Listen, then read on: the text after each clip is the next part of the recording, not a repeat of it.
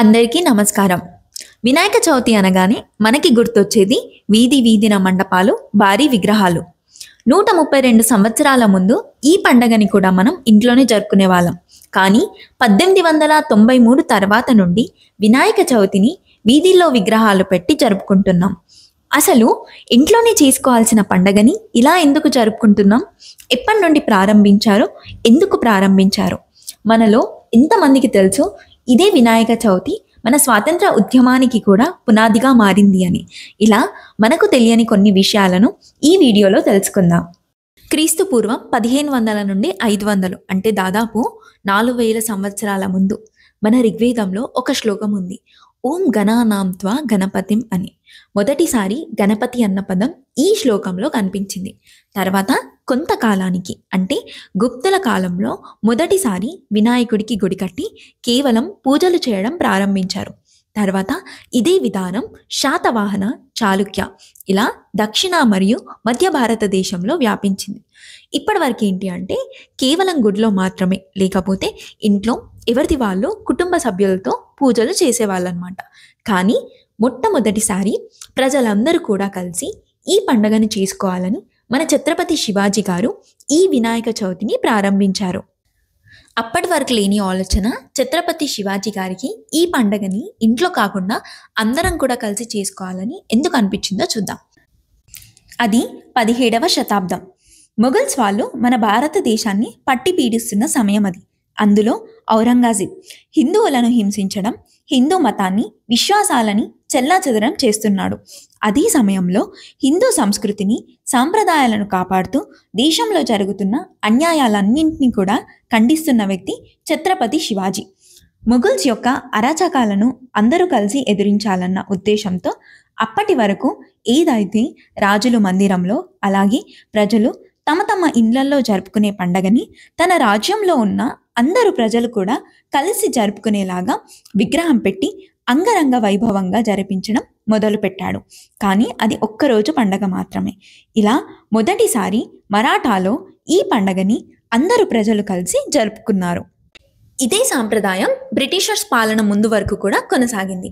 1784వ సంవత్సరం బ్రిటిష్ పాలన సమయంలో పిట్స్ ఇండియా యాక్ట్ ఆఫ్ 1784 దీని ప్రకారం ఏంటి అంటే భారతదేశంలో ఉన్న అడ్మినిస్ట్రేషన్ అంతా కూడా బ్రిటిష్ ఆధీనంలోకి తీసుకున్నారు. దీనిలో భాగంగానే మరాఠా సామ్రాజ్యం కూడా బ్రిటిషర్స్ చేతిలోకి వెళ్ళిపోయింది. ఆ సంవత్సరం నుండి గుంపులుగా ఎక్కడ కూడా జనాలు ఉండకూడదని చెప్పేసి కఠినమైన చర్యలు విధించారనమాట.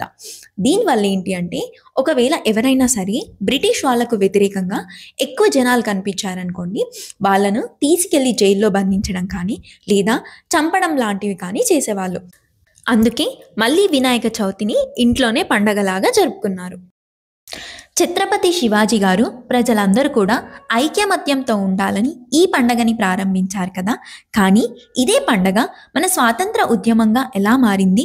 ఇప్పుడు మనం జరుపుకుంటున్న వినాయక చవితిని నవరాత్రి ఉత్సవంగా లోకమాన్య బాల గంగాధర్ తిలక్ గారు ఎందుకు ప్రారంభించారో చూద్దాం. 1857 సిపాయిల తిరుగుబాటు తర్వాత ఈ చర్యలు ఏవైతే ఉన్నాయో వాటిని సవరిస్తూ జనాలు కేవలం మతం యొక్క సమావేశాలు అంటే రిలీజియస్ గ్యాదరింగ్కి మాత్రమే బ్రిటిష్ వాళ్ళు ఏమనేవాళ్ళు కాదు.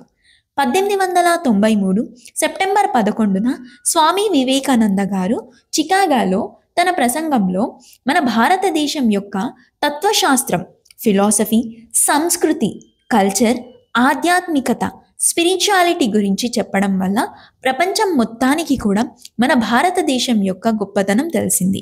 ఇదే ప్రసంగం ఎందరికో స్ఫూర్తినిచ్చింది. దాంట్లోనే మహారాష్ట్రలో ఉన్న లోకమాన్య బాల గంగాధర్ తిలక్ గారి పైన కూడా ప్రభావితం చేసింది. ప్రపంచం మొత్తం గౌరవించే మన భారతీయ సాంప్రదాయానికి వారసులుగా నిలిచిన మనం బ్రిటిష్ వాళ్లకు ఎందుకు తలవంచాలి అన్న ఆలోచన ఆయనలో మరింత బలం పెంచింది. అప్పటికే బ్రిటిష్ వాళ్ళకి వ్యతిరేకంగా ఉన్న తిలక్ గారు అలాగే వివేకానందుని విజయంతో స్వరాజ్యం నా జన్మ హక్కు అని చెప్పిన తను ఆ తర్వాత వచ్చి వినాయక చవితిని స్వాతంత్ర ఉద్యమంగా ఉపయోగించుకోవాలని అనుకున్నాడు. అప్పటి నుండి ఒక్క రోజుగా ఉన్న పండుగని నవరాత్రులుగా జరపాలని అనుకున్నాడు. 1893లో వినాయక చవితిని సామూహిక వేదికగా మార్చి అక్కడే దేశభక్తి ప్రసంగాలు, నాటకాలు, పాటలు నిర్వహించడంతో కుల మత భేదాలు లేకుండా అందరూ కలిసి జరుపుకోవడం మొదలైంది. ఈ నవరాత్రుల్లోనే స్వాతంత్ర ఉద్యమానికి సంబంధించిన రహస్య చర్చలు కూడా జరిగేవి. బ్రిటిష్ వాళ్ళు పెద్ద పెద్ద సమావేశాలను నిషేధించేవాళ్ళు, కానీ మతానికి సంబంధించిన పండగలని ఆపేవాళ్ళు కాదు. మరాఠాలో జరిగిన ఈ ఉత్సవాలు కేవలం పూజలకు మాత్రమే కాకుండా స్వాతంత్రం కోసం జరిగే సమావేశాల వేదికగా అయ్యాయి. చాలా తక్కువ సమయంలోనే మరాఠా నుండి ఈ ఉద్యమ సమావేశాలు దేశమంతా కూడా వ్యాపించాయి. అలా ఆ రోజు నుండి ఈ రోజు వరకు వివిధ రాష్ట్రాలలో ఈ నవరాత్రి ఉత్సవాలను అంగరంగ వైభవంగా ప్రజలందరూ కూడా కలిసి చేసుకుంటున్నారు.